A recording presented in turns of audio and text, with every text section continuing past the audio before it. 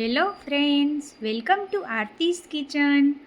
આજે આપણે બનાવીશું ખાવામાં એકદમ ટેસ્ટી અને બનાવવામાં ખૂબ જ સરળ એવું એકદમ નવી રીતે 2 ને બદલે 4 રોટલી ખવાઈ જાય એવું ટેસ્ટી કારેલાનું શાક બનાવીશું. આમ તો દરેકના ઘરમાં કારેલાનું શાક બનતું જ હોય છે, પરંતુ દરેક ગૃહિણીઓની કારેલાનું શાક બનાવવાની રીત થોડી અલગ અલગ હોય છે. આજે હું મારી રીત તમારી સાથે શેર કરીશ.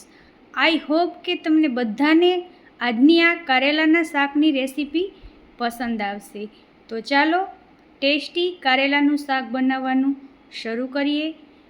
તો એના માટે મેં અહીંયા 500 ગ્રામ કારેલા લીધા છે, જેને આપણે એકદમ સારી રીતે ધોઈ લીધા છે. હવે આપણે આ કારેલાને ઉપર અને નીચેનો ભાગ ચાકુથી કાપી લેશું અને પિલરની મદદથી ઉપરની છાલ છે એ આપણે કાઢી લેવાની છે. તો એક એક કરી અને આ જ રીતે આપણે બધા જ કારેલાની છાલને કાઢી લેશું.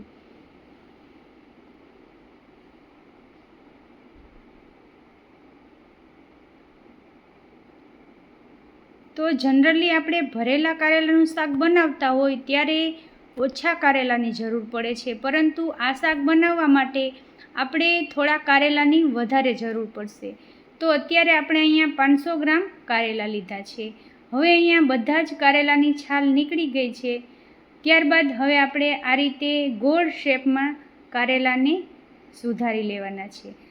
અંદર બીનો જે ભાગ હોય એ કૂણો હોય તો આપણે રહેવા દેવાનો, અને બીજા કોઈ કારેલાની અંદર થોડો કડક બીવાળો ભાગ હોય ને તો એને આપણે કાઢી લેશું. તો અહીંયા મેં થોડા કારેલાની અંદર બીનો ભાગ જે કૂણો હતો એને મેં રહેવા દીધો છે, અને જે કારેલાની અંદર થોડા કડક બી હતા એને આપણે કાઢી લીધા છે.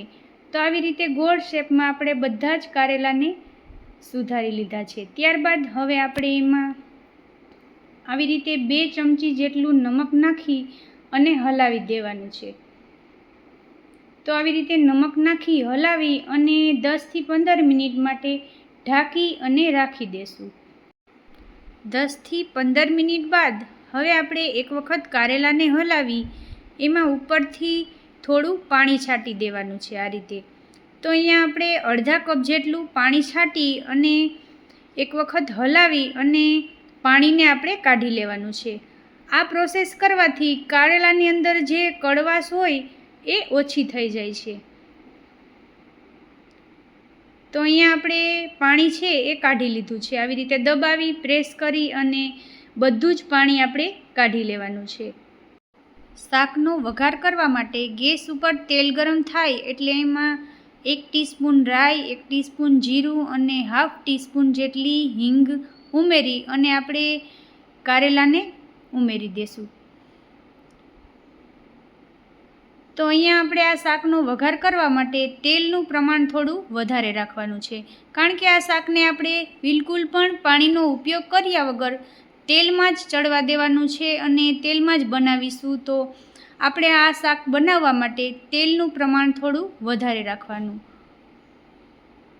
તો 1 મિનિટ જેવું આપણે આ રીતે હલાવી અને ગેસની મીડિયમ ફ્લેમ ઉપર ચડવા દેશું.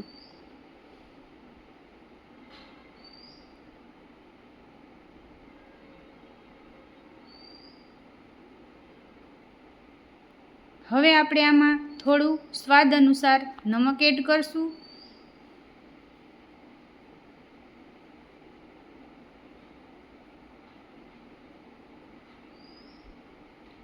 ત્યારબાદ આપણે એમાં થાળી ઢાંકી અને 1 મિનિટ સુધી ચડવા દેશું. તો 1 જ મિનિટમાં આવી રીતે કારેલા આપણા થોડા ઘણા સોફ્ટ થઈ ગયા છે. હવે આપણે એમાં 1 ટીસ્પૂન જેટલું હલ્દી પાવડર, 2 ટીસ્પૂન લાલ મરચું પાવડર, 1 ટીસ્પૂન ખાંડ એડ કરીશું અને આદુ લસણની પેસ્ટ.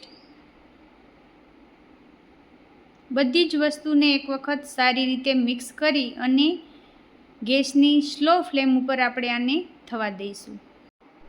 1 નાની ચમચી જેટલું લાલ મરચું પાવડર આપણે ફરી પાછું એડ કરીશું. તમે જે પ્રમાણે તીખું ખાતા હોય એ પ્રમાણે તમારે અહીંયા લાલ મરચું એડ કરવાનું. ત્યારબાદ હવે આપણે એમાં 2 ચમચી જેટલો બેસન એડ કરીશું. ઉપરથી આ રીતે આપણે સ્પ્રિંકલ કરી દેવાનો અને એકદમ સારી રીતે મિક્સ કરી દેશું. આવી રીતે 2 ચમચી જેટલો ચણાનો લોટ એડ કરવાથી આ શાક છે એ ખૂબ જ સરસ ટેસ્ટી બની અને તૈયાર થશે. તો પ્રોપર રીતે સરસ મિક્સ થઈ જાય પછી આપણે ગેસની ફ્લેમને સાવ સ્લો કરી દેશું. હવે આપણે આમાં 1 નાની ચમચી ધાણા જીરું પાવડર એડ કરીશું અને અહીંયા આપણે ગેસની ફ્લેમ બિલકુલ સ્લો રાખવાની છે.